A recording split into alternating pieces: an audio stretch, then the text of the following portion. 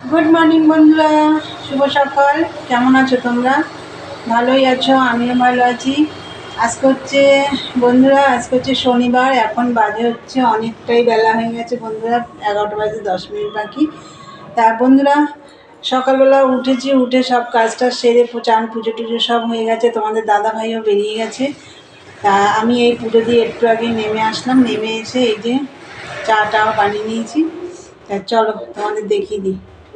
দেখো, চা হয়ে গেছে। আজকে খাবো এই যে, অনেক দিন এই রুটিটা খাই না, এই যে লাচ্ছা বন। তোমরা তো জানো আগে অনেক খুব খেয়েছি, আর অনেক দিন পরে আবার খাচ্ছি।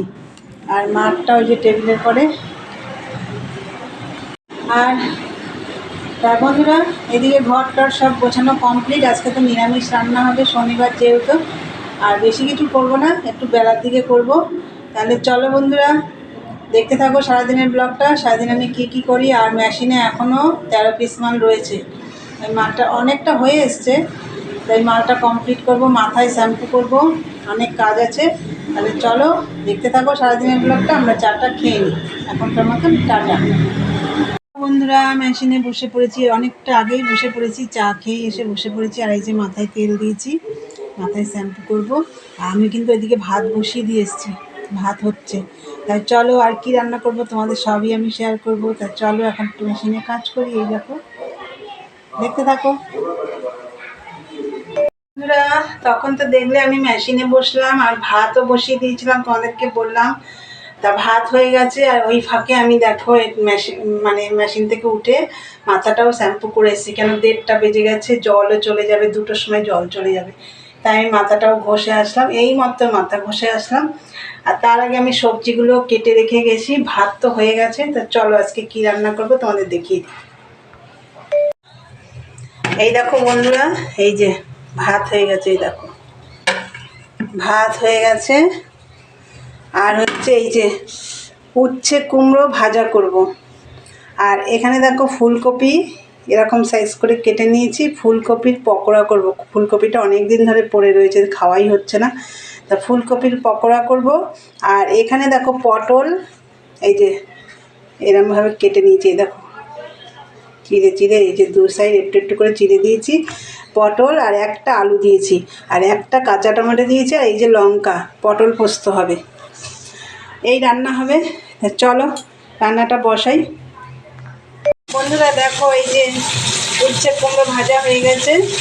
আর এই যে দেখো, এদিকে আমি পটল আর আলুটা একটু ভেজে নিচ্ছি নুন হলুদ দিয়ে।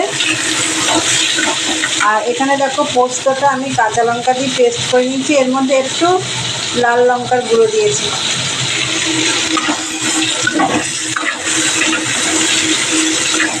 এটা একটু লাল লাল করে ভেজে নেব। হ্যালো বন্ধুরা, আমাদের খাওয়া দাওয়া হয়ে গেছে।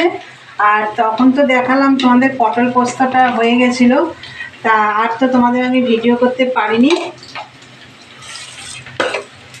চলো এখন আমি দেখিয়ে দিচ্ছি। আর আমাদের মার আর আমার খাওয়া হয়ে গেছে। আর পকোড়া কয়টা ভেজে নিয়েছিলাম, আর এখন বাদ বাকিগুলো ভাজছি। চলো তোমাদের দেখিয়ে দিই। তো বন্ধুরা, এই যে পটল পোস্তটা যেহেতু আমার আর মার খাওয়া হয়ে গেছে, ওর জন্য এমনি অল্প করেই করেছিলাম। আর এই যে পকোড়া আমরা আগে কটা ভেজে নিয়েছিলাম, এই যে তার 4টে রয়েছে। আর এই যে এই কটা বাকি ছিল, এই যে ভেজে নিচ্ছি।